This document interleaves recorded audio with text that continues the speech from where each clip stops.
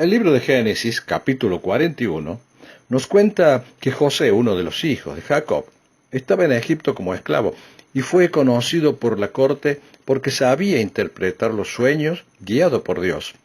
Por ese motivo, fue convocado por el faraón e interpretó el conocido sueño de las 7 vacas gordas y de las 7 vacas flacas. Y entonces se le llamó para que interpretara un sueño que tuvo el faraón.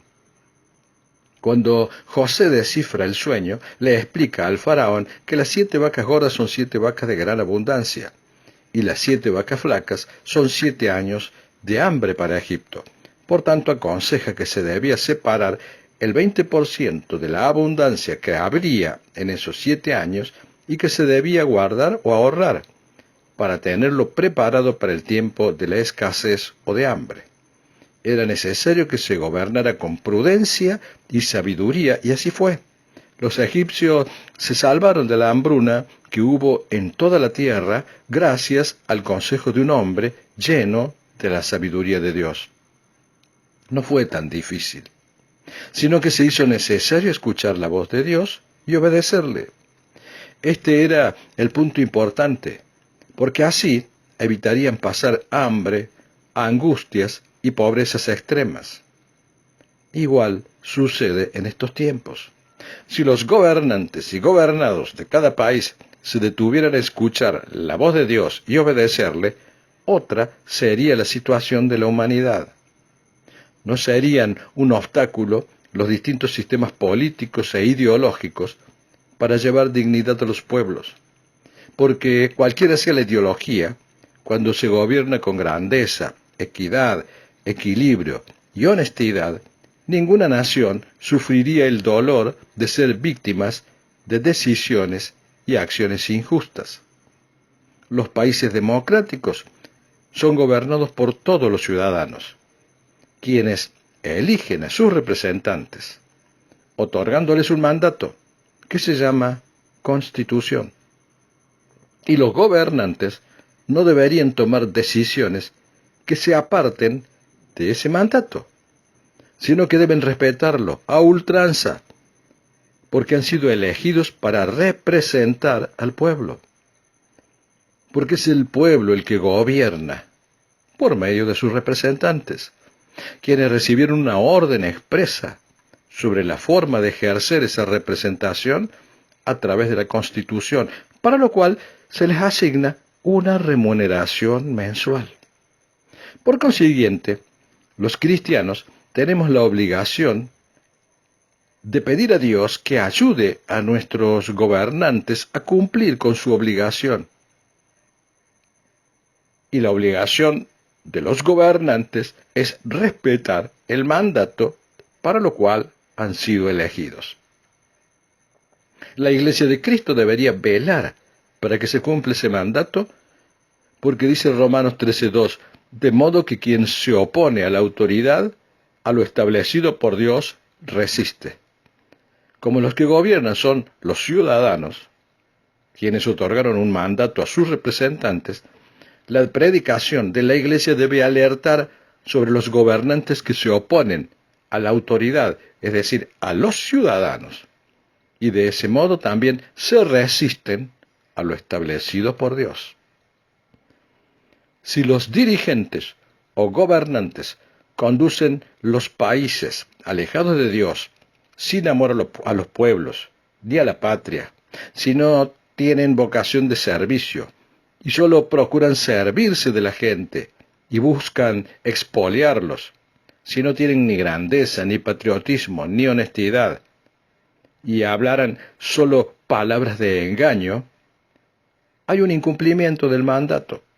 Y por ende no puede haber otro destino que la necesidad, la injusticia, la pobreza y la decadencia de las naciones, porque también se desobedeció a Dios. Dice Proverbios 11:14, donde no hay dirección sabia caerá el pueblo, mas en la multitud de consejeros hay seguridad. Lo que nos enseña este proverbio es que si no hay una dirección sabia, honesta y justa, el fracaso de los pueblos es seguro.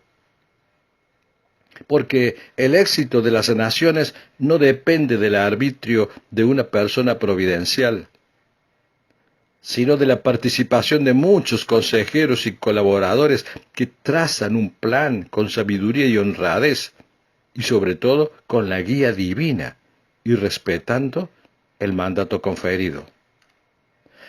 Dice el Salmo 2:10, ahora pues, oh reyes, sed prudentes, admitid amonestación, jueces de la tierra, servid a Jehová con temor, y alegraos con temblor. Este salmo habla directamente a los gobernantes, ordenando que sean prudentes y que se dejen enseñar, que sepan escuchar otras voces para cumplir con el mandato que la gente les otorgó. Por eso dice, admitid amonestación, jueces de la tierra, porque nadie es dueño de la verdad absoluta. Un buen gobernante sabe escuchar los consejos sabios y bien intencionados y fundamentalmente escucha la voz de Dios con temor y con temblor. Existen distintos sistemas de gobierno humano, tales como liberales, socialistas, comunistas, etc. Pero no es el sistema el que dignifica a los pueblos. Todos tienen sus argumentos, sus razones y sus convicciones. La Iglesia de Cristo no debería identificarse con ninguno de los sistemas humanos, porque la dignidad y bendición de las naciones no está dada por el sistema, sino por los valores que cada gobernante representa. Y esos valores van mucho más allá del sistema, porque son inherentes a las personas. Si los gobernantes son dignos, honestos, respetuosos de los pueblos, si buscan solo la grandeza de un país y se desempeñan como servidores de la gente, y buscan el bienestar común y la ayuda de Dios, es muy probable que el poder esté en manos de gente equilibrada e íntegra, con corazón y mente amplia, para dar lo mejor a sus gobernados, sin perseguir intereses personales o sectoriales. Los cristianos debemos respetar la autodeterminación de los pueblos, y si los gobernantes cumplen fielmente la misión encomendada, sin silenciar a la gente, sino escuchando y buscando su dignidad, es probable que no haya ciudadanos sometidos a la pobreza, a la falta de educación y a las angustias. No es prudente que la Iglesia apoye un sistema político o ideológico en detrimento de otros. Esa no es función de la Iglesia. No es su misión interferir en el proceso de cada nación. No es su misión imponer sutilmente o no distintas formas de gobierno, porque su misión debe estar por encima de las cosas de este mundo. Su misión es llevar almas a Cristo para la salvación eterna y no para identificarse con un sistema político. Porque, aunque la Iglesia está en el mundo, la Iglesia no debe estar identificada con las cosas de este mundo, sino con el reino de Dios. La Iglesia de Cristo no debe nadar en el barro de la política, sino en aguas transparentes y limpias donde se mueve el poder de Dios con la presencia del Espíritu Santo. Los evangelios nos transmiten la palabra del Señor que dice en Marcos 16:15, y les dijo, id por todo el mundo y predicad el evangelio a toda criatura. El que creyere y fuere bautizado será salvo, mas el que no creyere será condenado. No hay medias tintas. La misión asignada a la Iglesia es la de predicar el evangelio a toda criatura, y no alinearse con sectores políticos o sectores ideologizados, porque el objetivo no debe ser adherir o no a organizaciones humanas y terrenales, sino el de llamar a los hombres a la salvación, porque el que no creyere será condenado. La Iglesia se aleja del objetivo cuando se involucra en cosas mundanas que no le corresponden. Es caer en la bajeza y en la maldad de los hombres.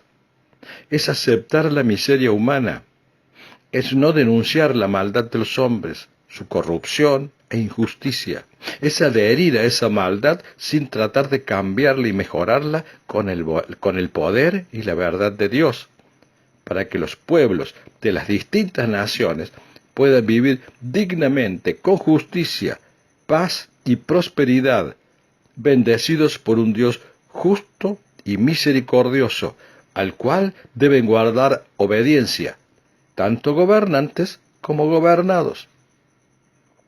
La Iglesia cristiana debería buscar la unión en Cristo de los pueblos, para que estén bajo la sombra del Omnipotente.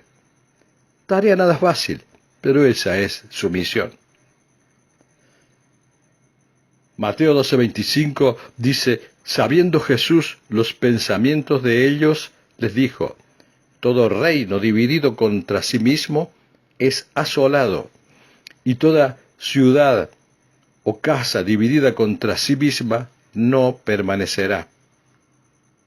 La Iglesia cristiana debería buscar que entre los habitantes de una nación exista unión verdadera, con respeto al prójimo, por la diversidad de ideas y pensamientos, porque la división, los conflictos, los odios, la arbitrariedad, la falta de integridad y el sometimiento es caldo de cultivo para que las naciones se derrumben en la angustia de la pobreza y de la injusticia, porque todo reino dividido contra sí mismo es asolado y no permanecerá.